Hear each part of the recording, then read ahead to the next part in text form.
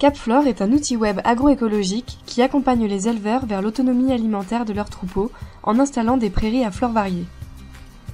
Conceptualisé et créé à l'INRA de Toulouse par l'UMR Agir, ce dispositif est le résultat d'une collaboration étroite entre chercheurs, collectifs d'éleveurs et leurs animateurs. Vladimir Goutier, porteur du projet avec Laurent Hazard, nous présente CapFlore et son utilisation.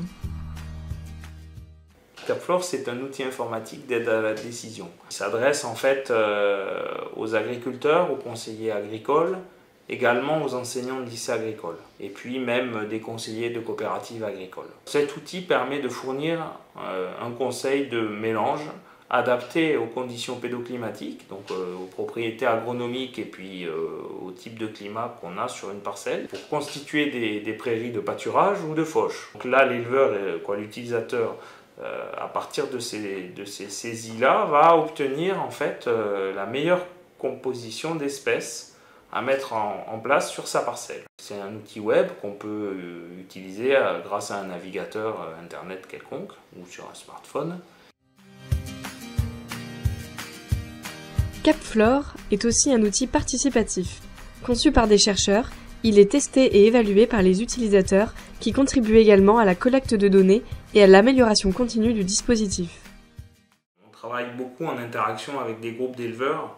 Pour arriver à produire cet outil utile et utilisé, forcément, il faut qu'on ait beaucoup d'échanges et des allers-retours laboratoire terrain.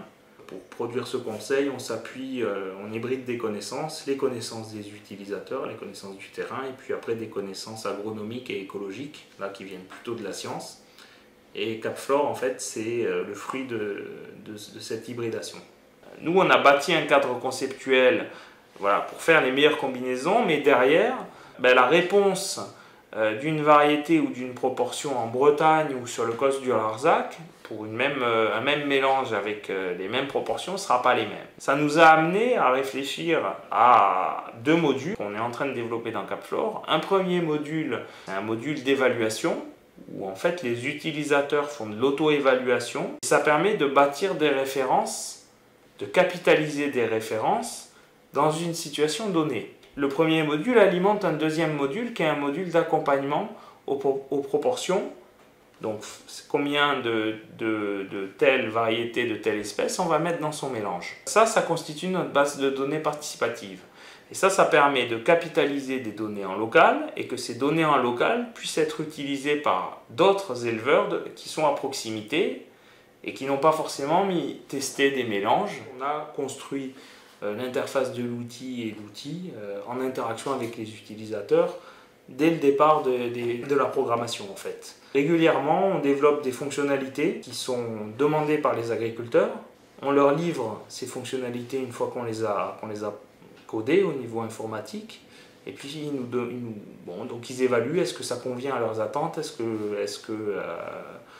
que ça ne convient pas. Et donc nous en fait on capte en fait leur retour et on réajuste en temps réel et régulièrement. Les collectifs intéressés sont invités à des journées de formation. Des rencontres sont organisées par la suite pour répondre aux problématiques techniques des éleveurs et faire des visites terrain. CapFlore n'est pas qu'un outil d'aide à la décision. Ce dispositif accompagne également les producteurs dans l'implantation et le pilotage de leurs prairies à flore variées.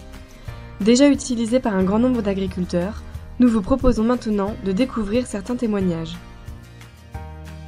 Je suis animateur à l'Association pour la promotion de l'agriculture bio en Aveyron. Une des missions, c'est de travailler sur l'autonomie alimentaire des exploitations et un petit peu l'adaptation aux aléas climatiques. Et dans cette approche, on s'est rapproché de l'INRA, de Vladimir Goutier, sur le projet CapFlore pour tester un petit peu des prairies multi-espèces qui pourraient nous répondre aux attentes des agriculteurs sur le territoire. Le partenariat avec l'INRA est assez intéressant parce que c'est une démarche assez intéressante. Ça permet de faire le lien, de recréer du lien entre la recherche et la partie terrain et vraiment les besoins des agriculteurs. C'est intéressant, mais ça mène également à l'eau d'exigence de la partie scientifique, mais qui est nécessaire pour pouvoir prouver et montrer des choses. Alors nous, dans ce cadre-là, donc on fait tous les relevés qui suivent des protocoles scientifiques.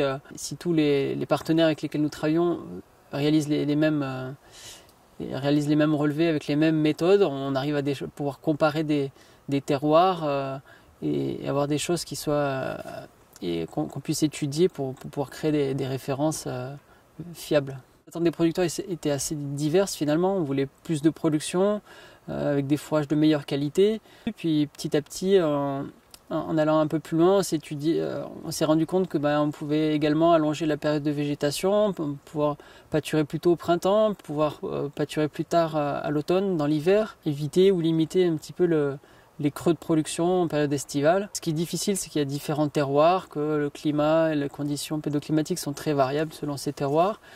Et c'est aussi la force de Projet Cap-Flore, c'est d'arriver à s'adapter à l'ensemble de cette diversité. Le partenariat avec l'INRA a été vraiment très important pour nous puisque ça nous a apporté toute l'expertise technique et le regard extérieur et scientifique qui pouvait nous manquer, nous, en interne. Au sein de ce groupe Bio 82, on a réussi à générer vraiment de la connaissance propre au collectif. On a vraiment vu une amélioration des connaissances agronomiques sur la gestion des parcelles de la part des producteurs.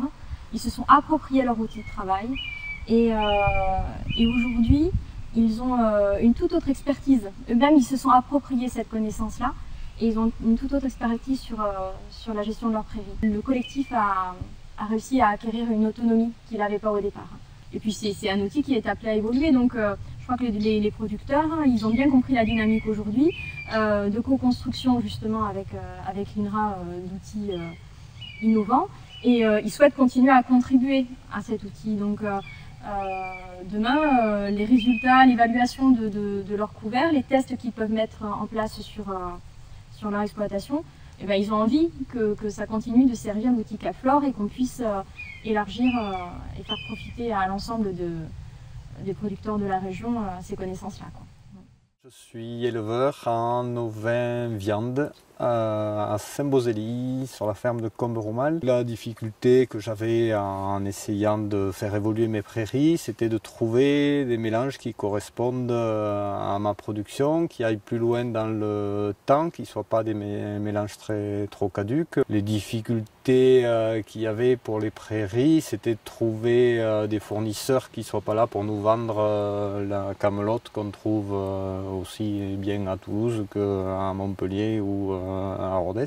Moi, l'objectif, c'est d'avoir un meilleur foin, qui dure un peu plus de temps et qui me limite l'achat de l'usine déshydratée qui est nécessaire pour mes brebis aujourd'hui. Cap-Flore, pour nous, c'était ce qu'on avait trouvé dans les réunions, ce qui était intéressant.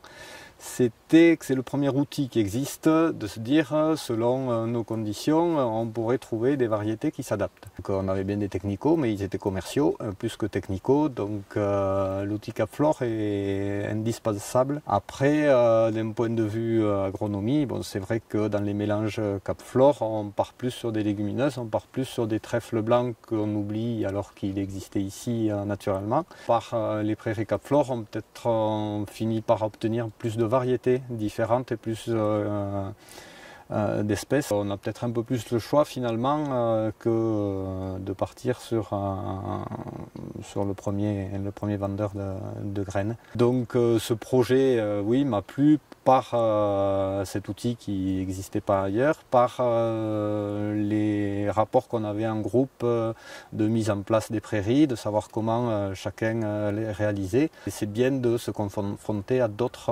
façons de voir. Donc ça nous a apporté beaucoup. Je pense qu'à tous les 4 ou 5 membres du départ, on a fait des journées de formation qui étaient très intéressantes. Donc chacun a pu s'exprimer et a pu finalement trouver, même si c'est un groupe, comme on est assez nombreux à faire des commandes, a pu trouver des variétés et des mélanges différents, même sur une même région. C'était bon.